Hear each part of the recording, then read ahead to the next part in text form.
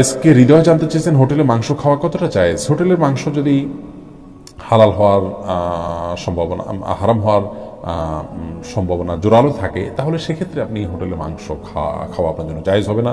ইমানদার সংশয়পূর্ণ বিষয় থেকে বেঁচে থাকবেন। নবী ইসলাম বলেছেন, আল হালাল বাইয়িন ওয়াল হারাম বাইয়িন, হালাল স্পষ্ট, হারাম স্পষ্ট, অবাইনাহুমা উমুরুন মুশতাবিহাত, এই দুটো মাঝে কিছু আছে সংশয়পূর্ণ, সন্দেহপূর্ণ। যদি এমন হয় যে কোনো হোটেলে আপনার গোশত রান্না করা হচ্ছে কিন্তু সেটা হালাল হারাম দুটোই হতে পারে, এরকম কোনো জায়গায় আপনি আছেন, কোনো শহরে আপনি আছেন, তাহলে সেক্ষেত্রে এই সন্দেহপূর্ণ বিষয় থেকে বেঁচে থাকাটাই হলো তাকওয়ার দাবি।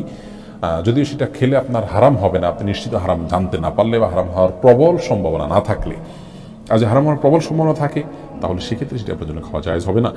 কাকুলি শেখ জানতে চেয়েছেন, নিজের বোনের ছেলে বা ভাইয়ের প্রাপ্তবয়স্ক ছেলে কি মাহরাম? নিজের বোনের ছেলে মাহরাম এবং ভাইয়ের প্রাপ্তবয়স্ক ছেলেও মাহরাম, আপন ভাই আপন বোন হলে। সোনিয়া আক্তার জানতেছেন, জিকির ও ছোট ছোট দোয়া পাঠ করার সময় কি টেনে টেনে পড়তে হবে? কোরআনে কারিমের সময় যেরকম মদ এবং গুন্নাহ লক্ষ্য করে পড়তে হয়, দোয়া দরুদ যখন আমরা পাঠ করব তখন আমাদেরকে ঠিক একইভাবে মদ বা গুন্নাহ করে পড়তে হবে, এমন কোনো বাধ্যবাধকতা নেই।